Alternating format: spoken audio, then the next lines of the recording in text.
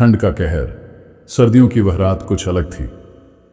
हवा में ऐसी ठंडक थी जो हड्डियों के भीतर तक उतर जाए। पहाड़ों के बीच बसे छोटे से गांव, कोहरा में सब कुछ शांत और स्थिर लग रहा था, लेकिन इस स्थिरता में भी एक अजीब सा डर छिपा हुआ था। ऐसा लग रहा था जैसे प्रकृति ने भी अपनी सांसें रोक ली हों, किसी अनहोनी का इंतजार करते हुए। गांव के लोग सूरज ढलते ही अपने अपने घरों में दुबक गए थे।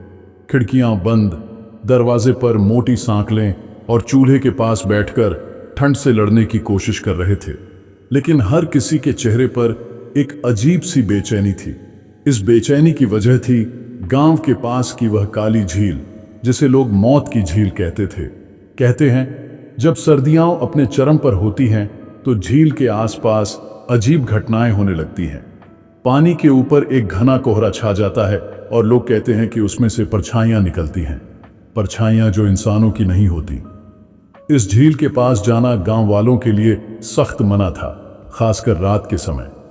लेकिन उस रात गांव का सबसे साहसी युवक अर्जुन इन बातों को एक अफवाह मानकर झील की ओर निकल पड़ा। अर्जुन की जिद थी कि वह साबित करेगा कि झील के पास होने वाली सारी बातें सिर्फ डर पैदा करने के लिए बनाई गई कहानियां हैं। उसके दोस्तों ने उसे बहुत समझाया, लेकिन अर्जुन नहीं माना। झील के पास अजीब माहौल। अर्जुन ने अपनी टॉर्च और एक मोटा कंबल लिया और ठिठुरती ठंड में झील की ओर बढ़ चला। जैसे जैसे वह झील के करीब पहुंचा, ठंड और बढ़ने लगी। हवा इतनी तेज हो गई थी कि चलना मुश्किल हो रहा था। अर्जुन ने देखा कि झील के चारों ओर एक घना कोहरा फैला हुआ था। झील के पास पहुंचकर उसने चारों ओर देखा। सब कुछ शांत था, न कोई आवाज, न कोई हरकत। अर्जुन ने खुद से कहा, देखा, ये सब बस अफवाहें हैं। लेकिन तभी उसकी टॉर्च की रोशनी झील के एक कोने पर जाकर रुक गई। वहां कुछ अजीब था। झील के किनारे पर गीली मिट्टी पर ताजे पैर के निशान थे। अर्जुन का दिल तेजी से धड़कने लगा। उसने चारों ओर देखा, लेकिन वहां कोई नहीं था। क्या ये किसी जानवर के निशान हैं? उसने खुद से सवाल किया, लेकिन निशान इंसानी पैरों के ही लग रहे थे। झील का रहस्य। अर्जुन ने निशानों का पीछा करना शुरू किया। निशान झील के चारों ओर घूमते हुए एक पुराने जर्जर कुटिया की ओर जा रहे थे। कुटिया के चारों ओर घना कोहरा था और उसकी खिड़कियां टूटी हुई थीं। अर्जुन ने दरवाजा खोलने की कोशिश की, लेकिन दरवाजा जाम था। उसने ताकत लगाकर दरवाजा खोला और अंदर कदम रखा। कुटिया के अंदर घुप अंधेरा था। केवल अर्जुन की टॉर्च की रोशनी वहां की दीवारों को छू रही थी। दीवारों पर पुराने चित्र बने हुए थे, जिनमें अजीब आकृतियां थीं। वह समझ नहीं पाया कि ये चित्र किस चीज के थे। तभी उसे महसूस हुआ कि कमरे का तापमान अचानक और गिर गया है। अचानक अर्जुन को अपने पीछे किसी के चलने की आवाज सुनाई दी। उसने तेजी से मुड़कर देखा, लेकिन वहां कोई नहीं था। कौन है यहां? उसने डरते हुए पूछा, लेकिन जवाब में केवल खामोशी थी, आवाजें और परछाइयां।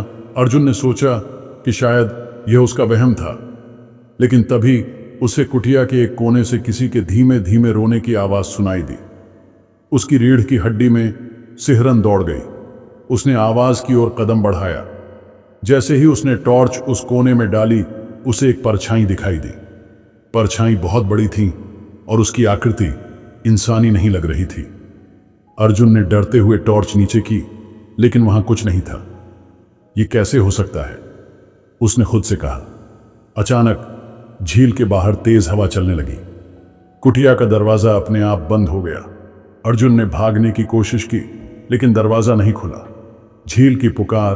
तभी अर्जुन को ऐसा लगा जैसे झील के पानी में से कोई उसे पुकार रहा हो। उसने खिड़की से झील की ओर देखा तो उसे वहां परछाइयां तैरती हुई नजर आईं। ये परछाइयां इंसानों की तरह लग रही थीं, लेकिन उनके चेहरे नहीं थे। अर्जुन को लगा जैसे वे परछाइयां उसे अपनी ओर बुला रही हों। उसकी सांसें तेज हो गईं और उसका शरीर ठंड से जमने लगा। उसने भागने की कोशिश की, लेकिन उसके पैर जैसे जमे हुए थे। बचाओ! अर्जुन ने चिल्लाया, लेकिन उसकी आवाज भी उस ठंड में जम गई। झील के पानी से अचानक एक काली आकृति बाहर निकली। उसकी आंखें लाल थीं और उसकी परछाई झील के कोहरे में फैल गई। अर्जुन ने अपनी पूरी ताकत लगाई और किसी तरह कुटिया का दरवाजा खोलकर बाहर भागा। गांव में दहशत। अर्जुन किसी तरह गांव वापस पहुंचा। उसकी हालत बेहद खराब थी। उसका चेहरा पीला पड़ चुका था और उसकी सांसें तेज चल रही थीं। गांव वालों ने उसे संभाला, लेकिन वह कुछ बोल नहीं पाया। अर्जुन के शरीर पर जलने के निशान थे, जैसे किसी ने उसे झील के पानी में खींचने की कोशिश की हो।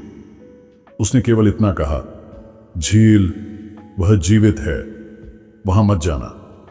गांव वाले अब और भी डर गए थे। किसी ने अर्जुन की बात पर विश्वास किया तो किसी ने इसे उसकी कल्पना माना।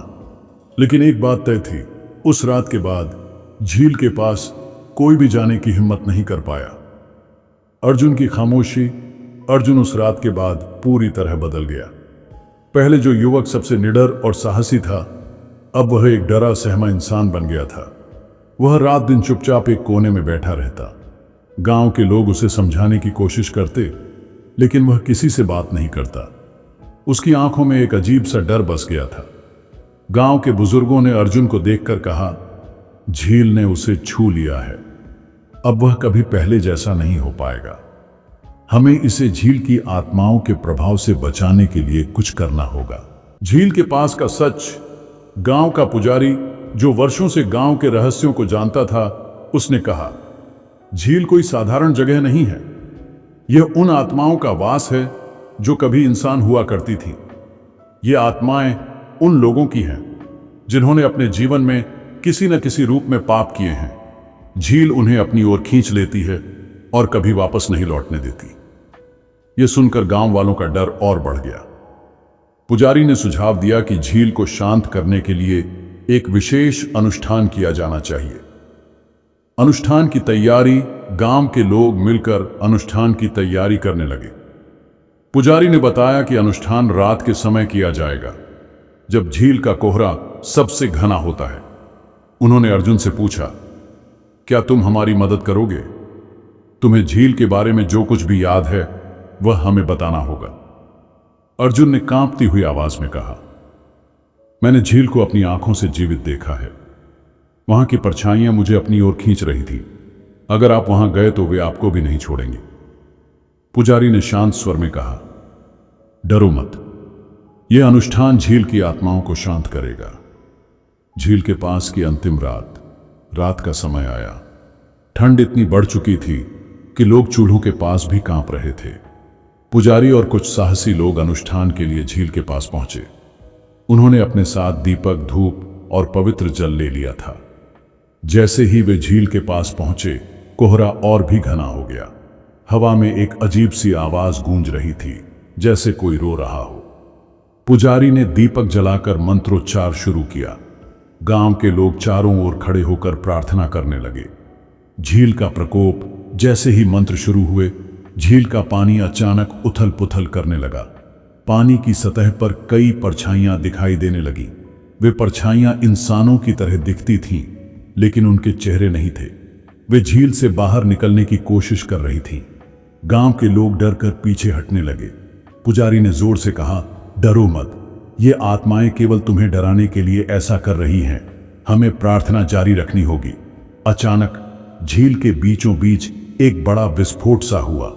पानी ऊपर तक उछल गया और एक काली आकृति झील के भीतर से बाहर आई। उसकी आंखें लाल थीं और उसकी उपस्थिति से पूरा वातावरण ठंडा हो गया। आत्माओं की मुक्ति।